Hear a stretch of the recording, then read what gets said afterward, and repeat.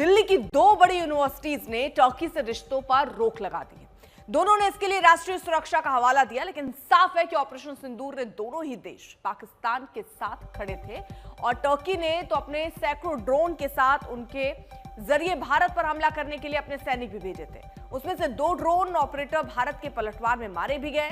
दूसरी तरफ अजरबैजान ने पाकिस्तान के आतंकी ठिकानों पर भारत के हमले की ही निंदा की और वो पाकिस्तान के साथ खड़ा रहा। और ये दोनों ही देश ऐसे हैं जहां हर साल लाखों भारतीय पर्यटक आते हैं, लेकिन अब देश में दोनों के बाइकॉट की आवाजें तेज हैं।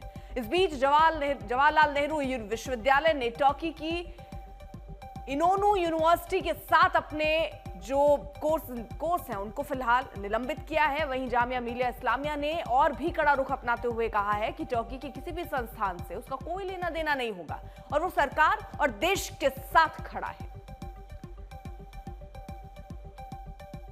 इस वक्त हम जेएनयू की वाइस चांसलर शांतिश्री धुलीपुड़ी पंडित के साथ हैं। जेएनयू ने कल तुर्की यूनिवर्सिटी के साथ जो करार था उनका, उसको तोड़ा है। समझते हैं आखिरकार ऐसा क्यों हुआ। मैम, फरवरी में ही आप लोगों ने करार किया था इनोनू यूनिवर्सिटी के साथ, और अब ऑपरेशन सिंदूर के बाद उस करार को आपने तोड़ दिया है या फिर अबेयंस में रख दिया है, क्यों हुआ ऐसा? हम उनको कंप्लीटली तोड़ दिया है, बट उनको 6 मंथ्स नोटिस देना पड़ता है, इसीलिए हमने कह दिया इन अबेयंस।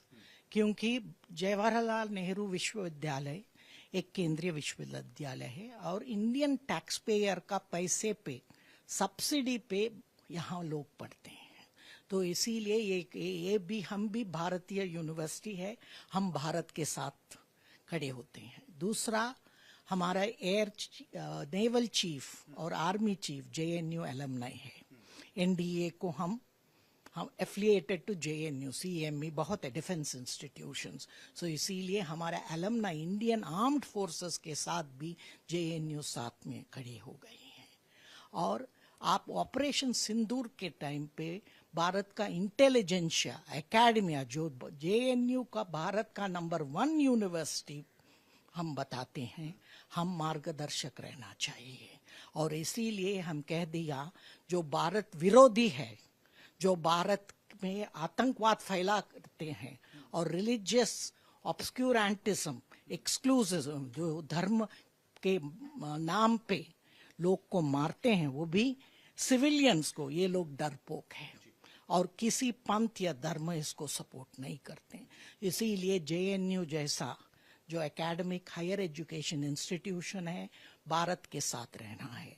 और लास्टली ये इतना सक्सेस हुआ क्योंकि 3 इश्यूज एक साथ आया। ट्रायड, हमारा साइंटिस्ट का टेक्नोलॉजी मेड इन इंडिया, दूसरा हमारा आर्म्ड फोर्सेस का प्रिसिशन और एक्शन लेने का, और तीसरा पॉलिटिकल विल और डिसाइसिव लीडरशिप हमारा पंत प्रधान का।